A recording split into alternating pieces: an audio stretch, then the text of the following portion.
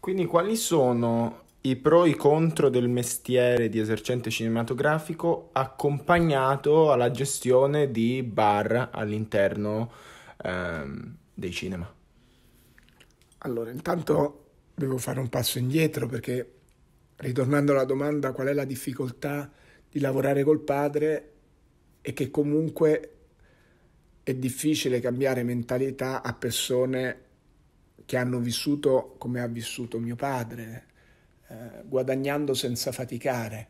Allora, il mestiere dell'esercente è un mestiere relativamente facile, una volta che hai una sala a norma e non devi fare altro che scegliere i film.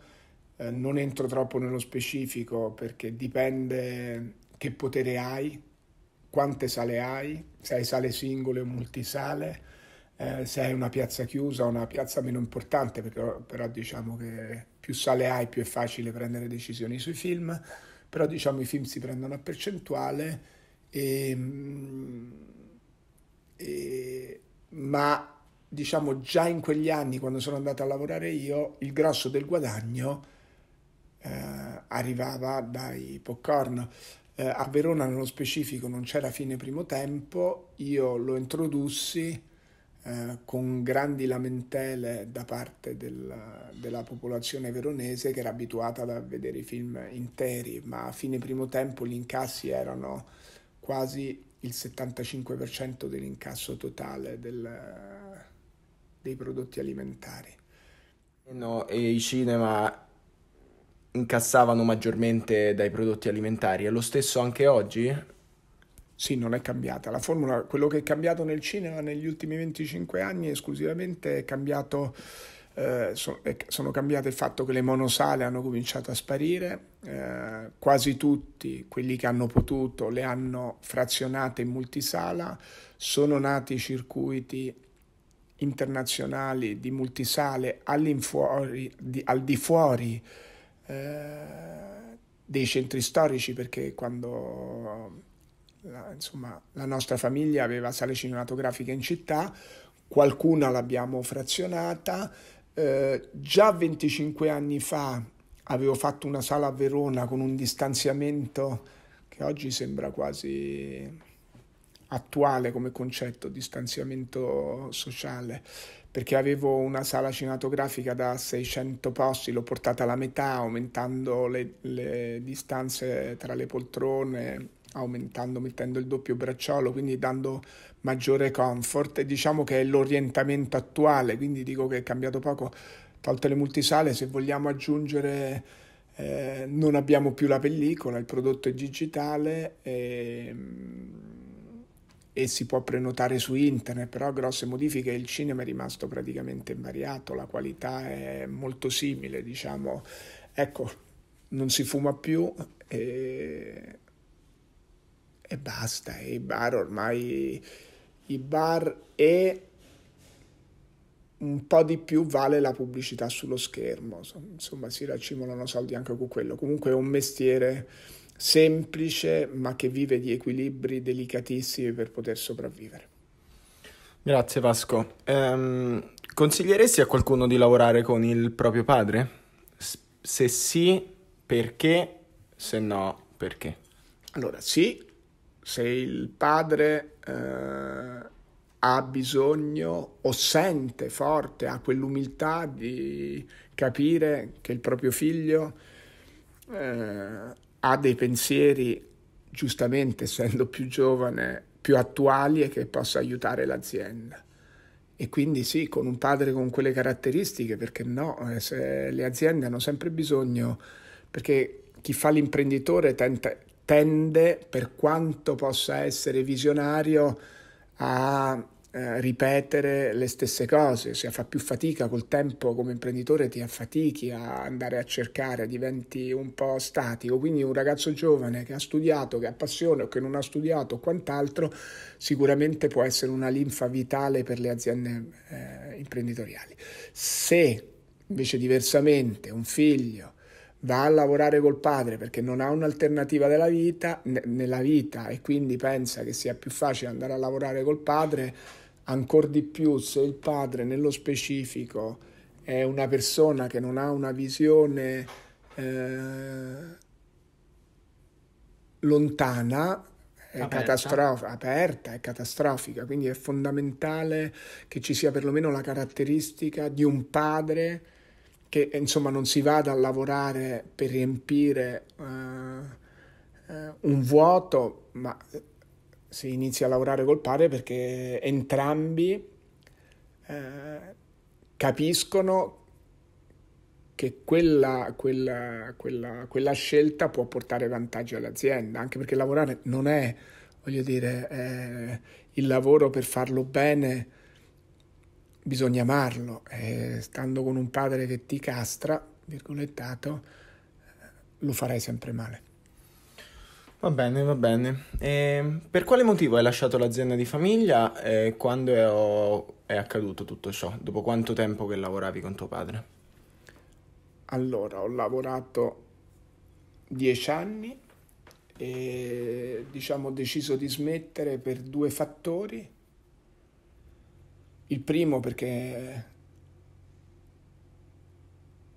era nato il mio primo figlio, cresceva, e perché mia moglie, no, forse tre fattori che si sono accavallati. È nato mio figlio, mia moglie lavorava tantissimo, quindi non aveva la possibilità di seguire nostro figlio, e il mio lavoro, io vivevo a Roma e il mio lavoro era a Verona, e soprattutto i contrasti con mio padre cominciavano ad acuirsi, nel senso che lui aveva una visione esclusivamente mirata ai soldi, senza nessuna visione del futuro, e quando ti nasce un figlio le prospettive ti cambiano, smetti di pensare a te, già guardavo lontano, ma guardi ancora più lontano, e capivo che quell'azienda sarebbe fallita.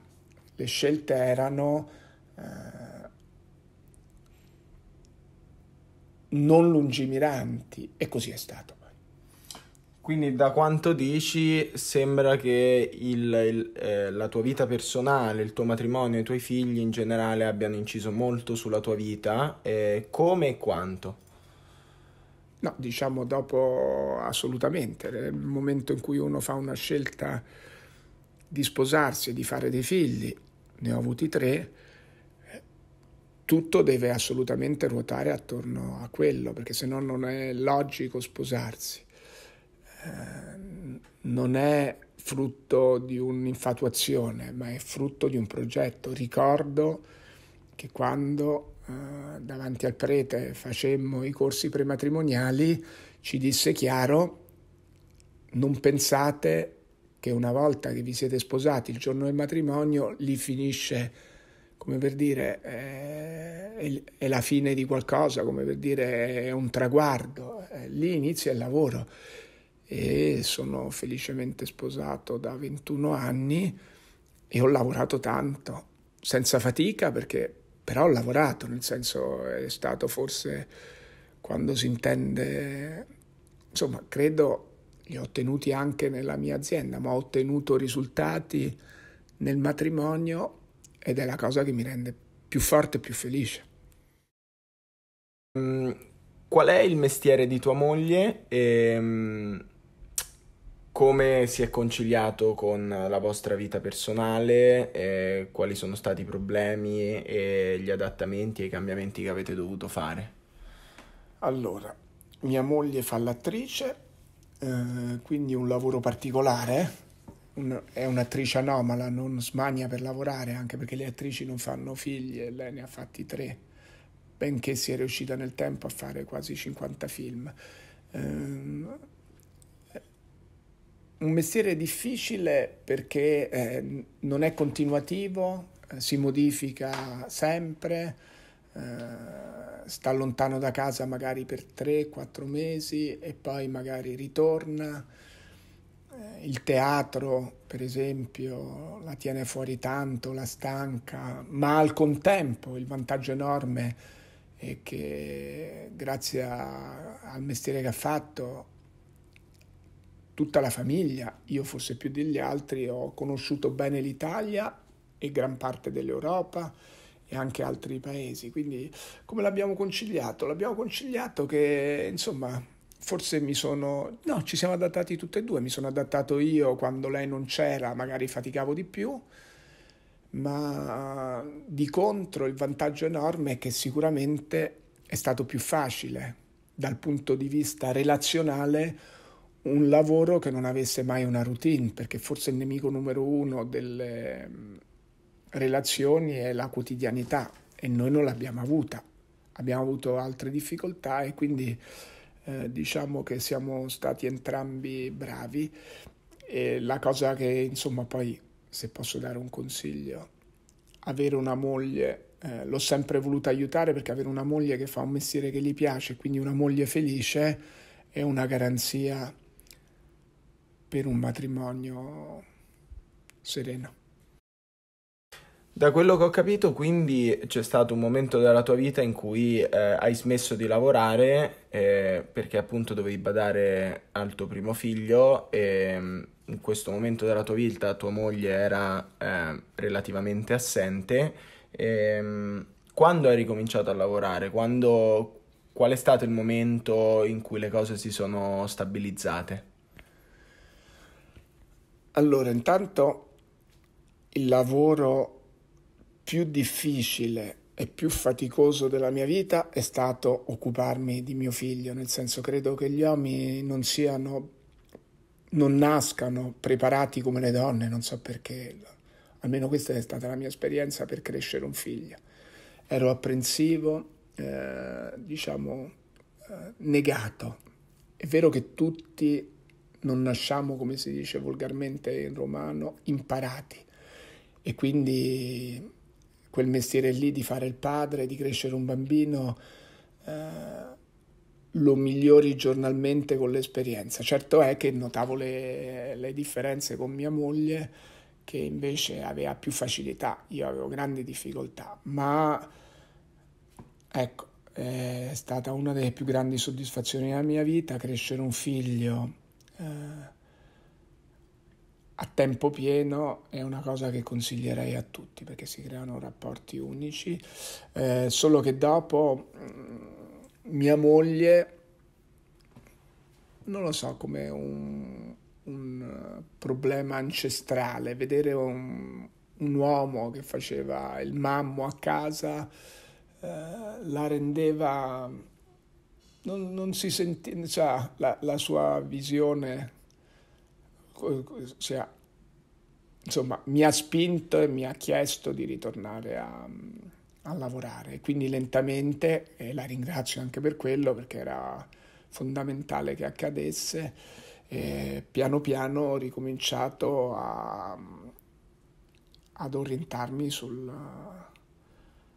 un nuovo lavoro, che non poteva più essere il golf.